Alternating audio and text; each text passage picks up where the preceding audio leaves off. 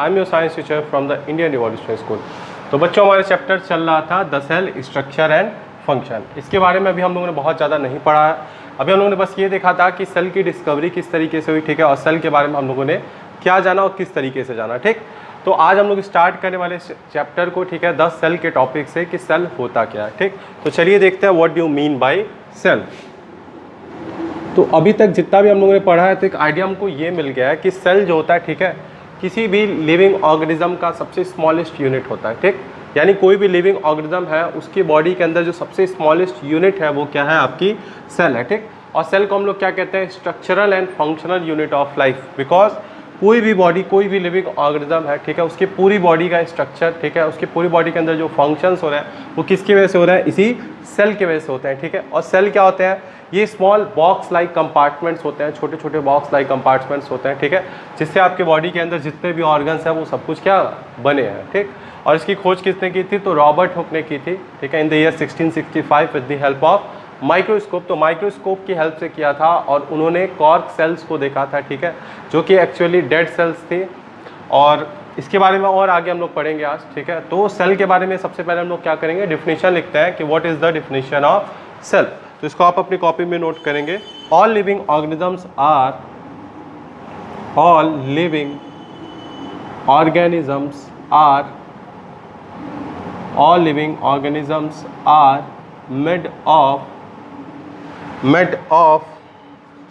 made of cells, made up of very small units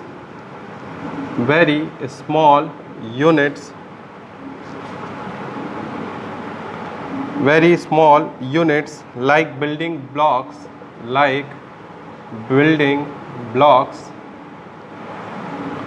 called cell,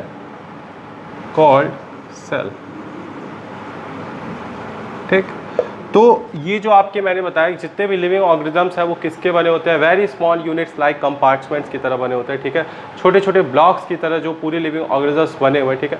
यानी small units को जो building blocks की तरह होती है उनको हम लोग क्या कहते हैं, सेल्स कहते हैं। मैंने एक एग्जाम्पल दिया था एक वॉल का, कि जब एक वॉल को आप देखते हैं, ठीक है, एक वॉल जब आप देखते हैं कोई दीवार, ठीक है, तो वो छोटे छोटे क्या होती है, ब्रिक से मिलके बनी होती है, कुछ इस तरीके से आपकी वॉल का स्ट्रक्चर होता है, ठीक।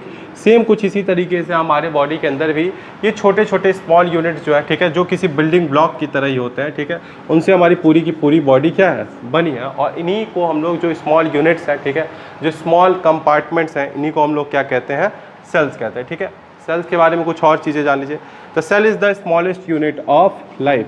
The cell is the smallest unit of life. The cell is the smallest unit of life. जो सेल होता है आपकी लाइफ का सबसे छोटा स्मॉलेस्ट यूनिट है, मीन्स सबसे छोटा जो आपके बॉडी के अंदर जो पार्ट है वो कौन सा है, सेल है, ठीक है। A cell is capable of performing all biological activities in any living organism. यही सेल ही है जो रिस्पॉन्सिबल है किसी भी तरह की बायोलॉजिकल एक्टिविटी जो कोई भी लिविंग ऑर्गेनिज्म परफॉर्म करता है, ठीक। अगर बॉडी के अंदर आपके सेल्स एक्टिव नहीं होंगे तो आप किसी भी तरह का बायोलॉजिकल एक्टिविटी परफॉर्म नहीं कर सकते हैं, ठीक है। A cell is capable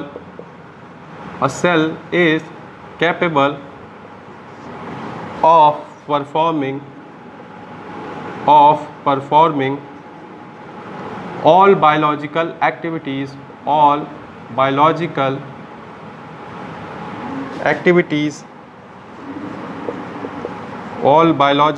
activities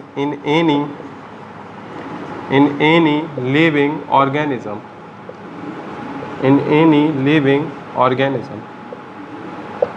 तो जो आपका सेल होता है, ठीक है, ये किसी भी तरह की बायोलॉजिकल एक्टिविटी को परफॉर्म करने के लिए क्या होता है, कैपेबल होता है हर लिविंग ऑर्गेनिजम्स में।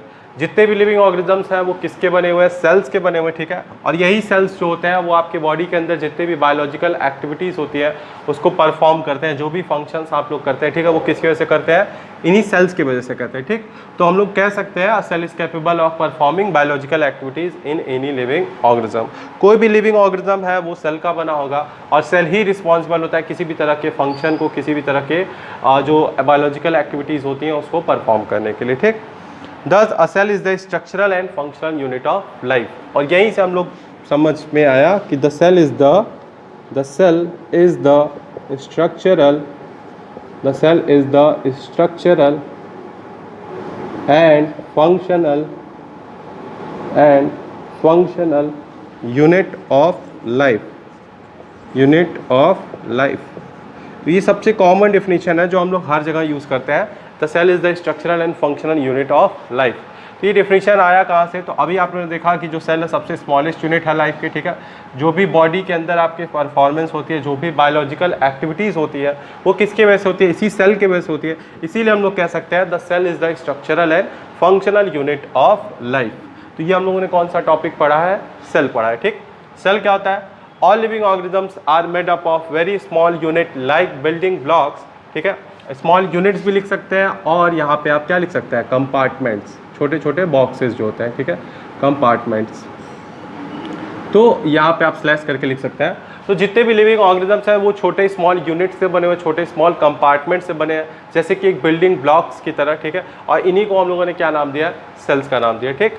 सेल क्या होता है? Cell is the smallest unit of life. आपके जीवन की जो सबसे छोटी यूनिट है, जो सबसे छोटी इकाई है, उसको हम लोग क्या कहते हैं? सेल कहते हैं, ठीक है।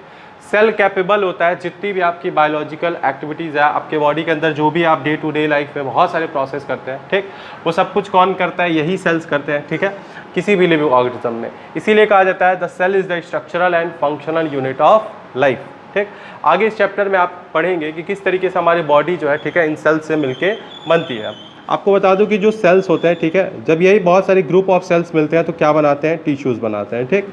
फिर जब ये ग्रुप ऑफ टिश्यूज़ मिलते हैं तो क्या बनाते हैं? ऑर्गन बनाते हैं, ठीक है। और बहुत सारे ऑर्गन मिलके क्या बनाते हैं? ऑर्गन सिस्टम बनाते हैं, ठीक। और ये सारे ऑर्गन सिस्टम मिलके आपकी बॉडी बनाते हैं, ठीक। तो इस तरीके से जो होता है ह्यूमन बॉडी जो होता है वो कंपोज होता है किसका? सेल्स का। सेल्स से बहुत सारी सेल्स मिलके क्या बनाते हैं? देखिए, एक सिंगल यूनिट सेल से आपकी पूरी बॉडी बनी है। आपके बॉडी का कोई भी ऑर्गन, ठीक है, कोई भी हिस्सा जो है, सब कुछ किससे बना हुआ है? सेल्स का बना हुआ है। यही ग्रुप ऑफ सेल्स जब साथ में जुड़ती हैं तो टिश्यूज़ बनाती हैं। अब ग्रुप ऑफ सेल्स जो होती हैं वो अलग अलग टाइप्स की होती हैं, अलग अलग टिश्यूज़ भी होती हैं। तो हमारे बॉडी के नीड के हिसाब से, ठीक है, जैसा रिक्वायरमेंट होता है वहाँ पे वैसे ही सेल्स पाई जाती हैं। तो ये ग्रुप ऑफ टिश्यूज़ जब जुड़ती हैं तो ऑर्गन बनाती हैं। आपके बॉडी के अंदर बहुत सारे ऑर्गन हैं, आपको पता है। यही सारे ऑर्गन जब जुड़ते हैं तो ऑर्गन सिस्टम बनाते हैं और सारे ऑर्गन सिस्टम से मिलके हमारी पूरी की पूरी बॉडी क्या है? बनी हुई है। तो ये सारी बातें किसके बारे में हो गई? सेल के बारे में बात हो गई, ठीक। चलिए अब देखते हैं सेल के शेप, साइज और उसके नंबर के बारे में कि किस तरीके से ये अलग अलग ऑर्गेनिजम्स में वेरी करते हैं, ठीक है। बहुत ज़्यादा वेरिएशन होता है सेल के शेप, साइज और नंबर में, ठीक है। हर ऑर्गेनिज्म के अंदर नंबर ऑफ सेल्स जो होती हैं वो अलग अलग होती है, ठीक है। शेप साइज भी अलग अलग होता है, ठीक है। जैसा बॉडी परफॉर्म करता है, ठीक है, जैसा बॉडी का नीड होता है उस हिसाब से जो सेल्स होती हैं वो होती हैं, ठीक है। Organism shows variety in cell number, shape and size. तो अभी मैंने बताया, आप देखते हैं एक छोटी सी चींटी से लेके एक बड़ी सी हाथी तक, ठीक है, सारे के सारे लिविंग ऑर्गेनिजम्स किसके बने हुए? सेल्स के बने हुए हैं। तो कुछ चेंज भी होगा इनके बॉडी के अंदर, ठीक है। तो इन्हीं सब चीज़ों के बारे में हम बात करने वाले हैं कि किस तरीके से अलग अलग वैरायटीज़ जो है हमारे पास ऑर्गेनिजम्स के, उसके हिसाब से जो सेल्स के नंबर है, नंबर ऑफ सेल्स जो है, शेप है, नंबर शेप है, साइज है सेल्स की, ठीक है, वो भी क्या करती है? वेरी करती है। Organism shows organism shows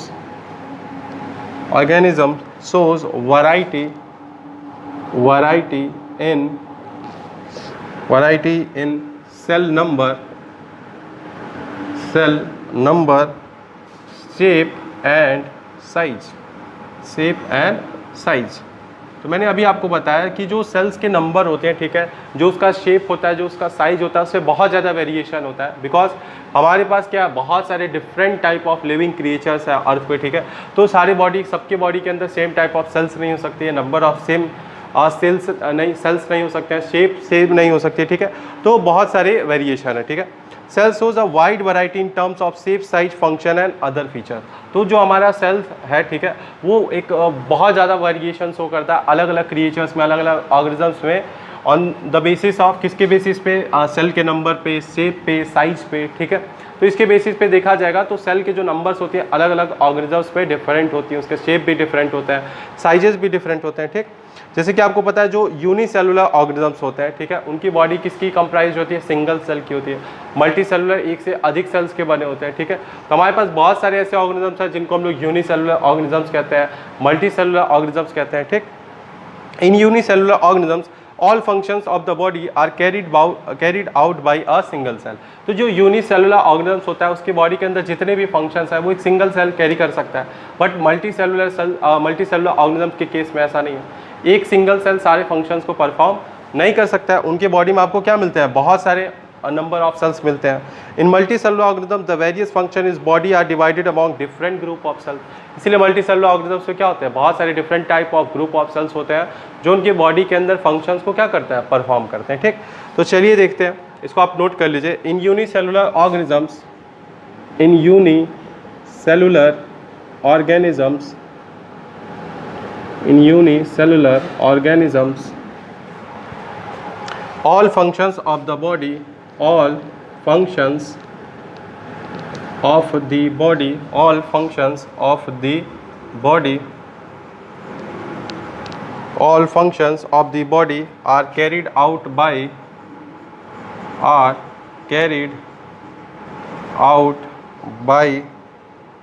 a single cell। जो आपका यूनिसेलुलर ऑर्गेनिजम्स होता है, जो सिंगल सेल का बना होता है, उसके बॉडी के अंदर जितने भी फंक्शंस होते हैं वो एक सिंगल सेल क्या कर सकता है, कैरी कर सकता है, परफॉर्म कर सकता है। But in multicellular organisms, in multicellular organism, multi cellular organism, पर मल्टी सेलुलर ऑर्गेनिज्म में क्या होता है, all functions of the body, all functions of the body, all functions of the body, all functions of the body are divided among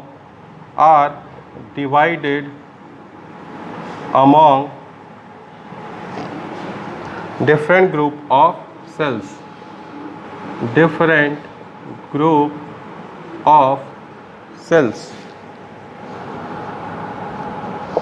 तो हम लोगों ने देखा कि जो हमारे ऑर्गेनिजम्स होते हैं, लिविंग ऑर्गेनिजम्स होते हैं, ठीक है, उसमें एक वाइड वैरायटी देखने को मिलती है, ठीक है, in respect of cell number, cell के नंबर में, उसके शेप में और उसके साइज में। तो अभी यही हम लोग डिस्कस कर रहे थे और हम लोगों ने डिस्कस किया कि जो हमारा यूनिसेलुलर ऑर्गेनिजम्स होता है, जो एक सिंगल सेल का बना होता है, ठीक है, उसके बॉडी के अंदर जितने भी फंक्शंस होते हैं, ठीक है, in unicellular organism cell functions of the body are carried out by the single cell, ठीक है, यानी उसके बॉडी के अंदर जो भी सेल के फंक्शंस होते हैं, ठीक है, जो भी कोई एक ऑर्गेनिज्म के अंदर जो भी फंक्शंस होते हैं वो सब कुछ क्या करता है, एक सिंगल सेल कैरी आउट करता है। मीन्स एक सिंगल सेल उसके बॉडी के अंदर जितने भी फंक्शंस हैं उसको परफॉर्म करता है।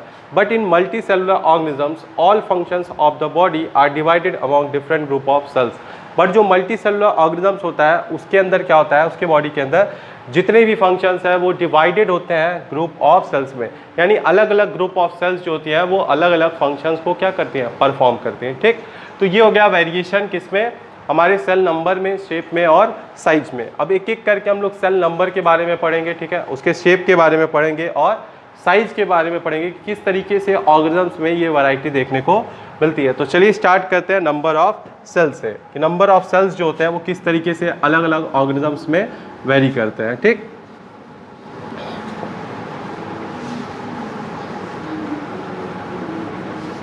चलिए हमारा टॉपिक क्या है, number of cells, number of cells. तो अभी हम लोगों ने देखा था there is a wide variety in the number of cell, shape and size among the different living organisms, यानी डिफरेंट लिविंग ऑर्गेनिजम्स में हमको बहुत सारे वेरिएशन देखने को मिलते हैं, ठीक है। बहुत सारे ऐसे ऑर्गेनिजम्स हैं जो सिंगल सेल के बने होते हैं, बहुत सारे ऐसे भी है जो बहुत सारे मल्टी सेल से बने, मीन्स वो मल्टी सेलुलर ऑर्गेनिजम्स होते हैं, ठीक है। तो ऐसे ऑर्गेनिजम्स जो सिंगल सेल्स के बने होते हैं उनको हम लोग क्या कहते हैं, यूनिसेलुलर ऑर्गेनिजम्स कहते हैं। यूनिसेलुलर ऑर्गेनिज्म और सिंगल सेल्ड ऑर्गेनिज्म, क्यों, क्योंकि इनकी बॉडी एक सिंगल सेल की बनी हुई है, एक सेल की बनी हुई, इसीलिए यूनिसेलुलर और सिंगल सेल्ड ऑर्गेनिज्म, ठीक। और जो ऑर्गेनिजम्स क्या होते हैं, एक से अधिक, some other organisms consist of cell numbering from few to billions, और कुछ ऐसे भी ऑर्गेनिजम्स हैं जो कुछ सेल्स से लेके, ठीक है, एक से अधिक, फ्यू से लेके बिलियंस ऑफ सेल्स से मिलके बने हुए हैं, तो उनको हम लोग क्या कहते हैं, मल्टी सेलुलर ऑर्गेनिजम्स कहते हैं। ठीक, तो चलिए इसको नोट कर लीजिए। सबसे पहले certain organisms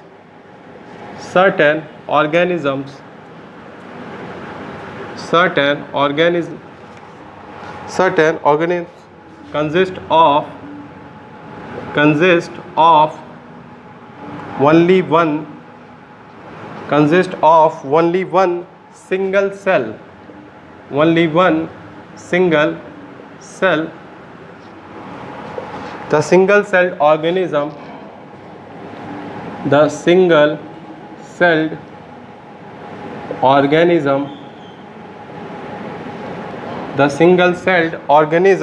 are called unicellular,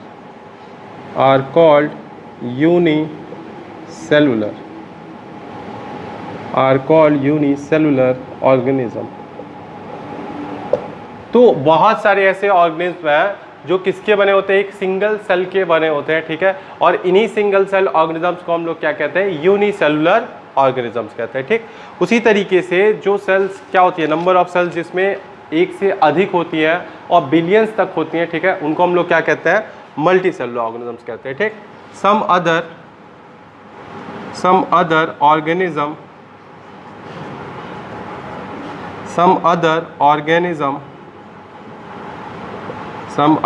organism consist of cell numbering from few to billions, such organisms are called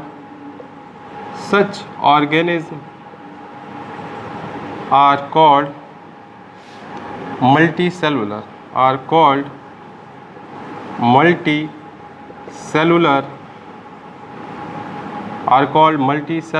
organism।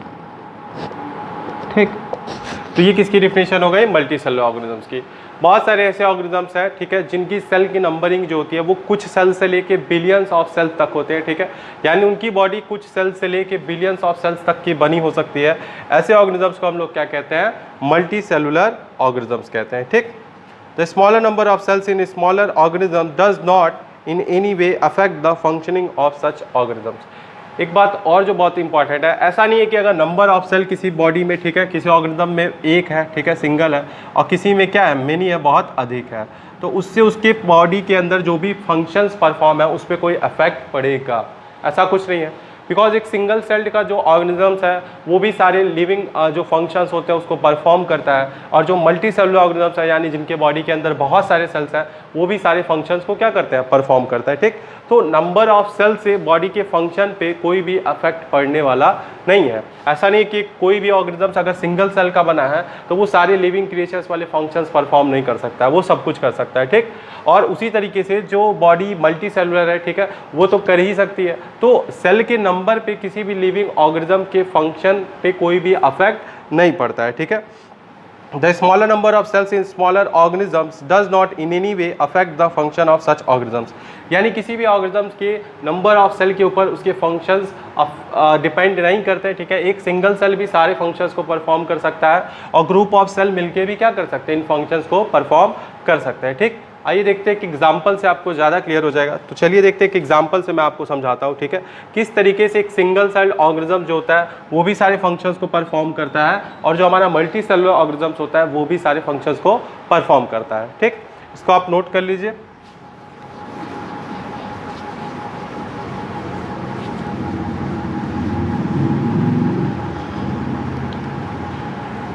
चलिए, तो अभी हम लोगों ने देखा कि जो नंबर ऑफ सेल्स होते हैं, ठीक है, उससे हमारे बॉडी के फंक्शन पे, किसी भी ऑर्गेनिजम्स के, ठीक है, बॉडी के फंक्शन पे कोई इफेक्ट नहीं पड़ता, और इसका एक एग्जांपल मैं आपको समझाऊंगा। ठीक है, यहाँ पे एग्जांपल से आप समझ सकते हैं। ठीक, चलिए देखते हैं एग्जांपल में क्या है। ठीक, आपने अमीबा के बारे में सुना है। अमीबा कैसा होता है, सिंगल सेल्ड ऑर्गेनिजम्स होता है। ठीक है, अमीबा क्या होता है, सिंगल सेल्ड ऑर्गेनिजम्स होता है। अमीबा क्या होता है, एक सिंगल सेल्ड और यूनिसेलुलर ऑर्गेनिज्म इसको आप कह सकते हैं। ठीक है, it is a single celled organism, ठीक। तो अमीबा हमारा क्या होता है, एक सिंगल सेल्ड ऑर्गेनिज्म होता है, ठीक है। ये सारे फंक्शन करता है, ठीक है। It performs all the function such as capturing, digesting food, respiration, excretion, growing, reproduction, ठीक है। तो अमीबा जो होता है वो सारे जो बॉडी के फंक्शंस होते हैं किसी भी लिविंग ऑर्गेनिजम्स के, वो सब कुछ क्या करता है, परफॉर्म करता है। सच एज क्या क्या करता है, ठीक। तो कैप्चरिंग, अपने प्रे को क्या करना, कैप्चरिंग, ठीक है। फिर उसके बाद से क्या करता है, डाइजेस्टिंग, डाइजेस्ट करना अपने फूड को, ठीक। डाइजेस्टिंग है, digesting food, respiration, respiration, respiration, excretion, excretion, growing,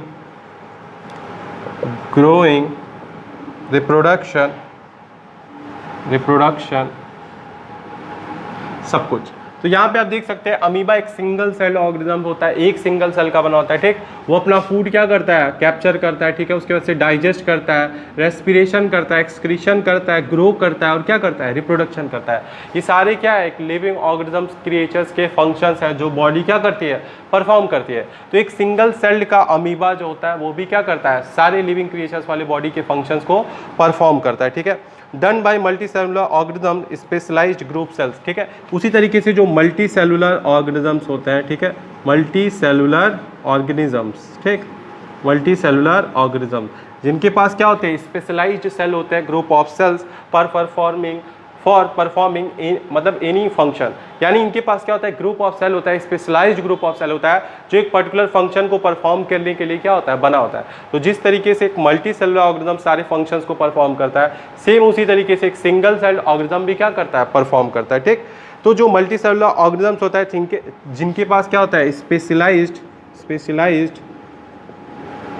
group of sales, जिनके पास क्या होता है, स्पेशलाइज्ड ग्रुप ऑफ सेल्स होता है, वो भी सारे फंक्शंस को क्या करते हैं, परफॉर्म करते हैं। जितने भी आपके फंक्शंस हैं उन सबको क्या करते हैं, परफॉर्म करता है। चाहे वो आपका कैप्चरिंग हो गया, ठीक है, चाहे वो डाइजेस्टिंग फूड हो गया, रेस्पिरेशन हो गया, ठीक है। तो जितने भी प्रोसेस होते हैं एक लिविंग ऑर्गेनिज्म क्या करता है, बहुत सारे ऐसे फंक्शंस परफॉर्म करता है जो आपको बताता है कि वो ऑर्गेनिज्म कैसा है, लिविंग है, ठीक है। आपने पढ़ा होगा इंजीशन होता है, ठीक है, डाइजेशन होता है, एक्सक्रीशन, रिप्रोडक्शन, रेस्पिरेशन। तो जितने भी हमारे लिविंग क्रिएचर्स के बॉडी के फंक्शंस हैं, ठीक है, वो एक सिंगल सेल का ऑर्गेनिज्म जो होता है, जैसे कि अमीबा वो भी करता है, और जितने भी मल्टी सेलुलर ऑर्गेनिजम्स हैं वो भी इन सारे फंक्शंस को क्या करता है, परफॉर्म करते हैं। तो नंबर ऑफ सेल के ऊपर जो बॉडी के फंक्शंस हैं वो डिपेंड नहीं करते हैं। जितने भी हमारे सिंगल सेल के ऑर्गेनिजम्स हैं वो भी सारे फंक्शंस को परफॉर्म करेंगे, ठीक। और जितने हमारे मल्टी सेलुलर ऑर्गेनिजम्स हैं वो भी सारे फंक्शंस को परफॉर्म करते हैं, ठीक। तो ये एक छोटा सा डिफरेंस था कि ऐसा नहीं है कि एक सिंगल सेल का ऑर्गेनिज्म है तो वो सिर्फ कुछ ही फंक्शंस तक लिमिट हो जाएगा, वो भी सारे फंक्शंस को परफॉर्म करेगा as like the multicellular organisms too. तो जैसे मल्टी सेलुलर ऑर्गेनिज्म करता है ठीक उसी तरीके से हमारा सिंगल सेल्ड ऑर्गेनिज्म भी क्या करेगा, जितने भी हमारे फंक्शंस हैं, लिविंग क्रिएचर्स के फंक्शन है, बॉडी के फंक्शंस हैं, वो सब कुछ क्या करेगा, परफॉर्म करेगा। तो ये टॉपिक हम लोगों ने पढ़ा नंबर ऑफ सेल्स। तो नंबर ऑफ सेल्स पे हम लोगों ने देखा कि बहुत सारे ऐसे ऑर्गेनिजम्स हैं जो एक सिंगल सेल के बने हैं, ठीक है, एक सिंगल सेल के बने हैं, तो उनको हम लोग क्या कहते हैं, सिंगल सेल्ड ऑर्गेनिजम्स और यूनिसेलुलर ऑर्गेनिज्म, ठीक। और कुछ ऑर्गेनिजम्स ऐसे होते हैं, ठीक है, मोस्ट ऑफ द ऑर्गेनिजम्स ऐसे होते हैं जो कुछ सेल्स से लेके, ठीक है, बिलियंस ऑफ सेल्स तक बने हुए हैं, उनको हम लोग क्या कहते हैं, मल्टी सेलुलर ऑर्गेनिजम्स कहते हैं, ठीक है। तो दोनों की बॉडी क्या करती है, जितने भी बॉडी के फंक्शंस होते हैं वो सब परफॉर्म करते हैं, ठीक। जैसे आपका रेस्पिरेशन है, डाइजेशन है, एक्सक्रीशन, रिप्रोडक्शन, ग्रोइंग, ठीक है। तो ये सारे हमारे जो फंक्शंस हैं लिविंग ऑर्गेनिजम्स के फंक्शन है, ठीक। अब इसके बाद से हम अपने अगले टॉपिक पे चलते हैं जो कि हमारा क्या है, साइज ऑफ द सेल। किस तरीके से जो सेल की साइज होती है वो अलग अलग ऑर्गेनिज्म में क्या करती है, वेरी करती है, ठीक। अभी हम लोगों ने देखा था कि वेरिएशन होता है नंबर ऑफ सेल्स में, ठीक है। तो नंबर ऑफ सेल्स हम लोगों ने पढ़ लिया। अब हम लोग क्या पढ़ेंगे, साइज के बारे में पढ़ेंगे और फिर देखेंगे शेप के बारे में कि किस तरीके से अलग अलग ऑर्गेनिजम्स में जो नंबर ऑफ सेल्स जो होती थी, ठीक है, वो डिफरेंट होती थी, फिर जो आपके शेप होते हैं वो डिफरेंट होते हैं, जो साइजेस होते हैं वो डिफरेंट होते हैं, ठीक। तो चलिए हमारा नया टॉपिक क्या है, sizes of the cell, sizes of the cells. तो नंबर ऑफ सेल्स की तरह, ठीक है, जो साइज होती है सेल की वो भी ऑर्गेनिज्म में क्या करती है, वेरी करती है according to the need and function of the body. तो जिस तरह की ज़रूरत है, जिस तरीके का फंक्शन है, उसी के हिसाब से हमारी बॉडी के अंदर साइज जो होती है सेल्स की वो भी क्या करती है, वेरी करती है। In multicellular organism cells have different shape and sizes. जितने भी यानी मल्टी सेलुलर ऑर्गेनिजम्स होते हैं, जो ग्रुप ऑफ सेल्स के बने होते हैं, यानी जो डिफरेंट टाइप ऑफ सेल्स के बने होते हैं, ठीक है, उनके अंदर क्या मिलता है, हमको बहुत सारा वेरिएशन देखने को मिलता है शेप और साइज में। Thus the size of the cell में वेरी फ्रॉम, तो उनके अंदर जो सेल की साइज होती है, ठीक है, वो किस रेंज में वेरी कर सकती है, 0.1 micrometre to as large as 170 millimetre, ठीक है। तो 0.1 माइक्रोमीटर से लेके, ठीक है, और 170 मिलीमीटर तक वेरी कर सकता है, ठीक है, 177 मिलीमीटर तक क्या कर सकता है, वेरी कर सकता है, ठीक।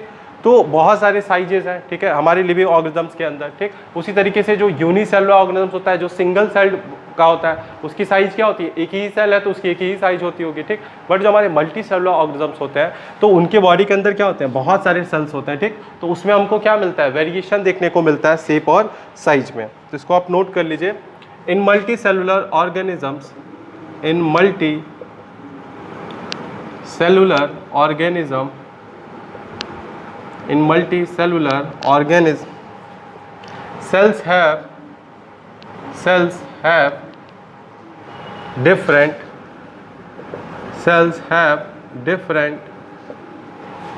shape and sizes. Cells have different shape and sizes. Cells have different shape and sizes. Thus the size of a cell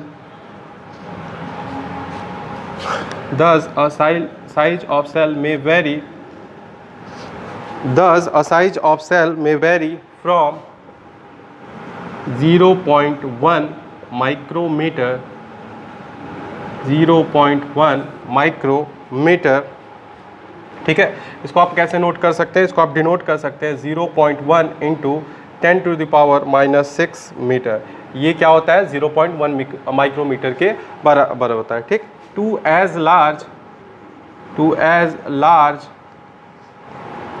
as 170 millimetre, 177 millimetre into 130 millimetre. तो जो हमारे मल्टी सेलुलर ऑर्गेनिजम्स होते हैं, ठीक है, उनके बॉडी के अंदर जो सेल्स होती है वो नंबर ऑफ सेल्स मतलब बहुत अधिक सेल्स होती है, ठीक है, अलग अलग डिफरेंट ग्रुप ऑफ सेल्स होते हैं। तो उनके अंदर हमको शेप और साइज में क्या देखने को मिल सकता है, वेरिएशन मिल सकता है, ठीक। जो साइज ऑफ द सेल होती है वो 0.1 माइक्रोमीटर से लेके 170 टू 130 मिलीमीटर तक के रेंज में क्या कर सकता है, हम लोग को देखने को मिल सकता है, ठीक। तो हमारे बॉडी के अंदर भी बहुत सारे डिफरेंट टाइप ऑफ सेल्स हैं, ठीक है। तो उसमें भी हम लोग को क्या मिलता है, अलग अलग शेप और अलग अलग साइजेस के सेल्स देखने को मिलते हैं, ठीक है। जैसे हमारे बॉडी के अंदर बात करते हैं, in our body some blood cells are the smallest and the nerve cells are the largest. हमारे बॉडी के अंदर बात करें, ठीक है, जो ब्लड सेल्स होती है वो क्या होती है, स्मॉलेस्ट होती है, छोटी होती है। जो नर्व सेल्स होती है वो क्या होती है, बिग मतलब लार्ज होती है, ठीक है। फॉर एग्जाम्पल यहाँ पे लिख सकते हैं, इन ह्यूमन बॉडी, जो हमारा ह्यूमन बॉडी है, ठीक है, इसके अंदर जो ब्लड सेल्स होती हैं, ठीक है, वो किसमें स्मॉल साइज की होती है, ठीक है, स्मॉल साइज की होती है। और जो हमारी नर्व सेल्स होती है वो क्या होती है, लार्ज साइज की होती है। नर्व सेल्स कैसी होती हैं, लार्ज साइज की होती हैं, ठीक।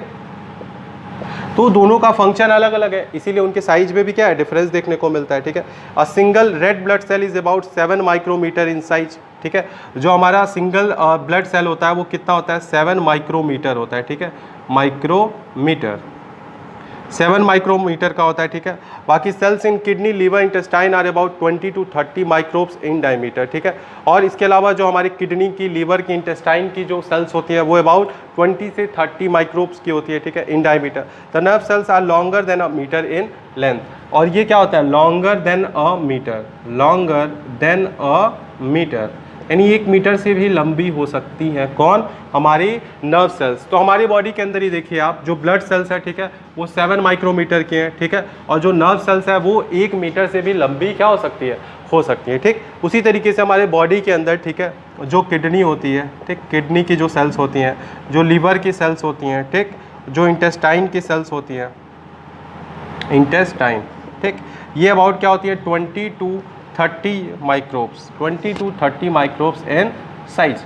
तो इस तरीके से आप देख सकते हैं कि सेल के साइज में भी क्या मिलता है हमको, बहुत सारा वेरिएशन देखने को मिलता है। ठीक है, जो हमारे मल्टी सेलुलर ऑर्गेनिजम्स है, ठीक है, उनके अंदर बॉडी के अंदर, ठीक है, जो सेल्स में होती है उसमें शेप और साइज में बहुत सारा वेरिएशन देखने को मिलता है। ठीक, जो साइज होती है सेल्स की वो 0.1 माइक्रोमीटर से लेके 170 to 130 मिलीमीटर तक के हो सकते हैं। ठीक है, हमारे बॉडी, ह्यूमन बॉडी के अंदर की बात करते हैं। ठीक है, जो ह्यूमन बॉडी होती है, ठीक, उसमें भी क्या है, डिफरेंट टाइप ऑफ सेल्स है। तो ह्यूमन बॉडी के अंदर की बात करें तो ब्लड सेल्स जो होती है वो स्मॉल साइज की होती है, ये अबाउट 7 माइक्रोमीटर की होती है। ठीक है, 7 माइक्रोमीटर की होती है। और जो हमारी नर्व सेल्स होती है वो लार्ज साइज की होती है और ये अबाउट 1 मीटर लंबी हो सकते हैं। ठीक है, और जो आपकी किडनी, लीवर, इंटेस्टाइन्स की जो सेल होती है वो 20 से 30 माइक्रोब्स तक की हो सकती है। ठीक है, तो इस तरीके से लिविंग ऑर्गेनिजम्स के अंदर क्या होता है, हम लोगों को सेल्स के साइज में वेरिएशन देखने को मिलता है। ठीक, अभी कुछ और एग्जांपल्स मैं आपको बताऊंगा जिसमें आपको ये देखने को मिलेगा किस तरीके से जो साइज होती है सेल्स की वो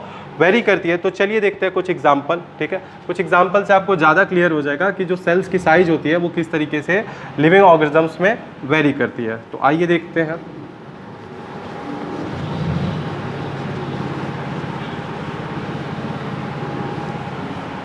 चलिए, तो अभी मैंने बताया था कि जो अलग अलग लिविंग ऑर्गेनिजम्स होते हैं, ठीक है, उनके बॉडी के अंदर जो सेल की साइज होती है वो भी क्या होती है, डिफरेंट होती है। तो उसी के बारे में बात करते हैं। ठीक है, आप लोगों ने ऑस्ट्रिच के बारे में सुना होगा। ठीक है, तो जो ऑस्ट्रिच का एग होता है, the egg cell of the ostrich is largest about 7 centimetre in diameter. ठीक है, तो जो ऑस्ट्रिच का एग होता है, ठीक है, वो सबसे बड़ा होता है। ठीक है, सेल होता है, एक सिंगल सेल होता है। ठीक है, और वो अबाउट 7 सेंटीमीटर होता है डायमीटर में। ठीक, उसी तरीके से जो एल्गी होता है, ठीक है, वो क्या होता है, एक सिंगल सेल होता है। ठीक है, और उसके पास जो सेल की लेंथ होती है वो कितनी होती है, 10 सेंटीमीटर की होती है। ठीक, तो साइज ऑफ द सेल का रिलेशनशिप जो है, ठीक है, बॉडी के फंक्शन से नहीं है। ठीक है, और जो साइज ऑफ द सेल होता है उसके ऊपर भी बॉडी के फंक्शन डिपेंड नहीं करते हैं। ठीक है, वो बॉडी के फंक्शंस आपके होंगे चाहे वो साइज ऑफ द सेल छोटी हो या बड़ी हो, जिस तरीके से नंबर ऑफ सेल्स पे डिपेंड नहीं करते थे। ठीक, तो इन दोनों एग्जाम्पल को आप नोट कर लीजिए। The egg cell of the ostrich is the largest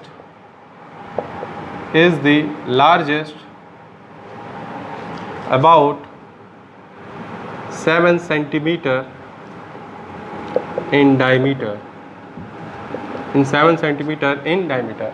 यानी जो ऑस्ट्रिच के एग सेल्स होते हैं, ठीक है, वो क्या होते हैं, लार्जेस्ट होते हैं, सबसे बड़े माने जाते हैं। ठीक है, और ये कितने होते हैं, डायमीटर में 7 सेंटीमीटर होता है। ठीक है, जो एग सेल है किसका, ऑस्ट्रिच का। तो the egg cell of the ostrich is the largest about 7 centimetre in diameter. तो सबसे बड़ा जो सेल होता है, ठीक है, वो ऑस्ट्रिच के एग का होता है और वो कितना होता है, 7 सेंटीमीटर होता है डायमीटर में। ठीक है, उसी तरीके से the algae,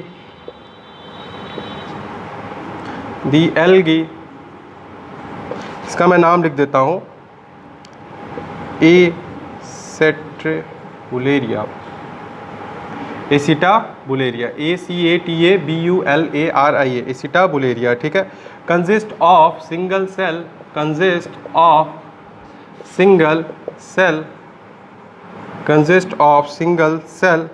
having a length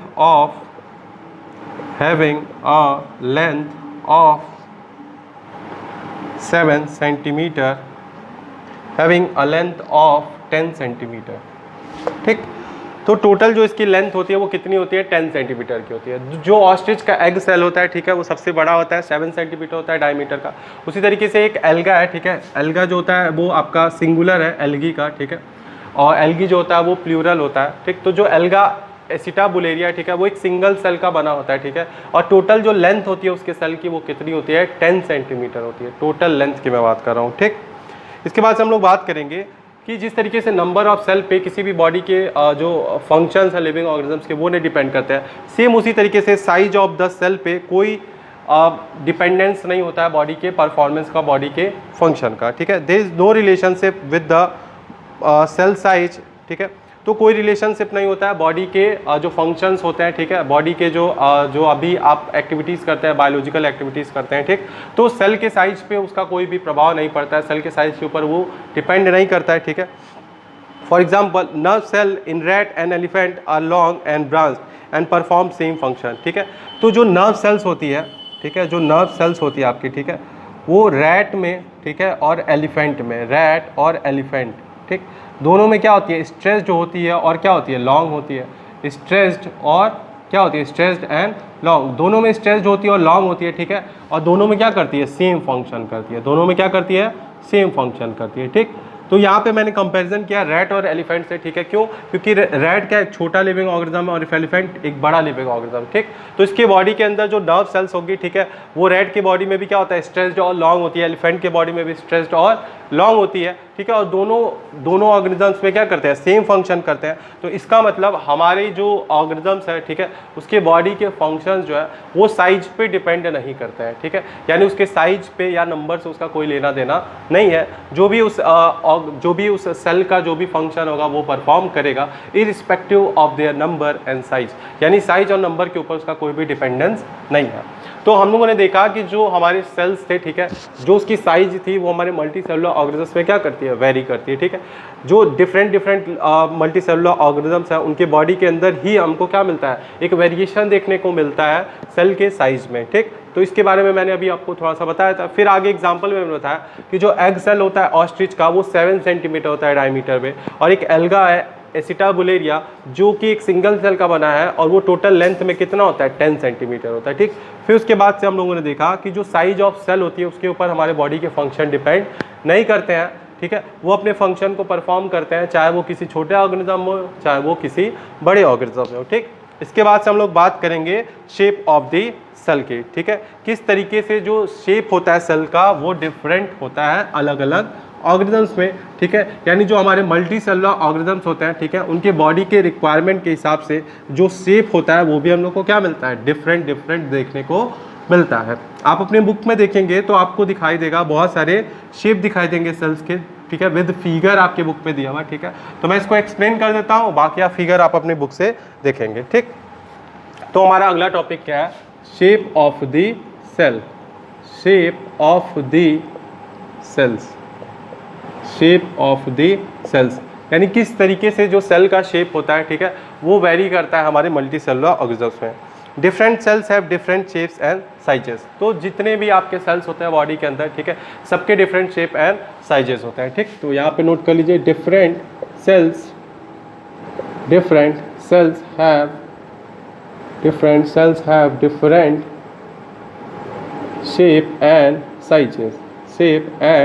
sizes, यानी अलग अलग सेल्स के क्या होते हैं, डिफरेंट शेप होते हैं, डिफरेंट साइजेस होते हैं। ठीक है, तो वन बाय वन हम लोग देखेंगे कि किस तरीके से जो शेप ऑफ द सेल्स है हमारे बॉडी के अंदर, ठीक है, वो वेरी करता है। ठीक है, the shape of the cell is related to its function and its location, जो शेप होता है किसी भी सेल का, ठीक है, वो उसके लोकेशन और उसके फंक्शन पे क्या करता है, डिपेंड करता है। The shape of the cell depends upon the function and location of the cell, ठीक, तो जो हमारा शेप होता है, ठीक है, किसी भी सेल का, वो डिपेंड करता है कि उसका फंक्शन क्या है, वो कौन से फंक्शंस को परफॉर्म करने वाला है। ठीक है, और उसकी लोकेशन का मतलब वो बॉडी के किस पार्ट में आपको मिलेगा, ठीक है, उसके ऊपर डिपेंड करता है। ठीक है, कुछ सेल्स जो होते हैं वो ओवल होते हैं, ठीक है, राउंड शेप के होते हैं। ठीक है, कुछ जो होते हैं इलोंगेटेड होते हैं। तो हमारे बॉडी के अंदर एक वेरिएशन देखने को मिलता है in respect of size of the cell. Some cells are oval और round shape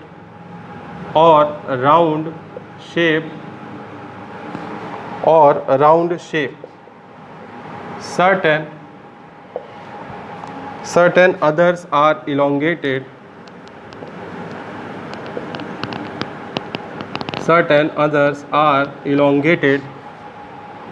certain others are elongated thread like, यानी हमारे बॉडी के अंदर, ठीक है, कुछ सेल्स जो होते हैं वो ओवल शेप के होते हैं, ठीक है, कुछ राउंड शेप के होते हैं, ठीक है, और कुछ इलोंगेटेड होते हैं, जैसे कि धागे होते हैं, थ्रेड लाइक स्ट्रक्चर होता है, ठीक है। Amoeba is irregular in shape and keeps on changing it's size. Amoeba के बारे में आप लोगों ने पढ़ा था कि एक सिंगल सेल का बना होता है, ठीक है, और वो सिंगल सेल जो होता है वो हमेशा अपना शेप और साइज क्या करता रहता है, चेंज होता है, इरेगुलर होता है उसका शेप और साइज, वो हमेशा क्या करता है, अपना शेप और साइज चेंज करता रहता है, ठीक है। Amoeba is irregular, amoeba is irregular in shape and size।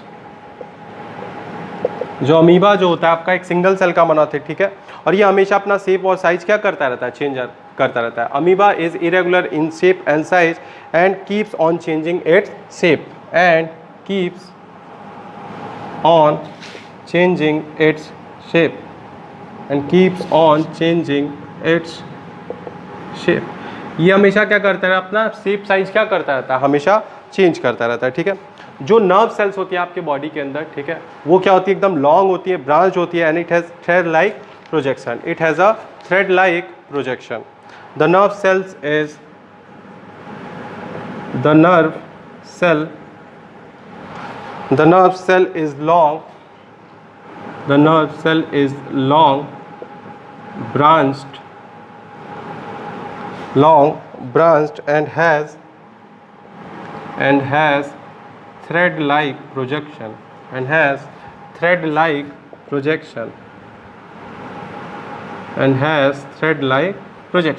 जो नर्व सेल्स होती हैं आपके बॉडी के अंदर वो कैसी होती हैं, लंबी होती हैं, ठीक है, उसमें ब्रांचेज होते हैं, ठीक है, बहुत सारे ब्रांचेज होते हैं, और कैसा होता है, थ्रेड लाइक प्रोजेक्शन होता है, ठीक है। तो ये जो सेल्स होती हैं, ठीक है, इनको जो ये शेप मिलता है वो कहाँ से मिलता है, तो ये सेल मेम्ब्रेन से मिलता है। The cell membrane provides the shapes to the plant and animal cell, ठीक है, ये आपकी सेल मेम्ब्रेन होती है, ठीक है, जो सेल्स के बाहर होती है, सेल मेम्ब्रेन जो होती है, ठीक है, ये क्या करती है, it provides shape to the plant and animal cell, provides shape, ठीक। तो ये आपका सेल मेम्ब्रेन ही होता है जो किसी भी प्लांट या एनिमल सेल को क्या करता है, शेप प्रोवाइड करता है, ठीक। अभी आप आगे पढ़ेंगे कि जो सेल्स होती हैं वो दो टाइप्स की होती है, ठीक है, एक प्लांट सेल्स होती हैं और एक एनिमल सेल्स होती हैं। प्लांट सेल्स वो सेल्स जिनसे जितने भी प्लांट, ठीक है, हमारे ट्रीज या उस लिविंग ऑर्गेनिजम्स यानी पूरी एक प्रजाति जो होती है उसकी बनी होती है, प्लांट सेल्स की बनी होती है। और एनिमल सेल यानी जितने भी जानवर, ह्यूमंस, ये सब किसके बने हुए हैं, एनिमल सेल्स के बने हुए, ठीक। तो हम बात कर रहे थे शेप ऑफ द सेल की।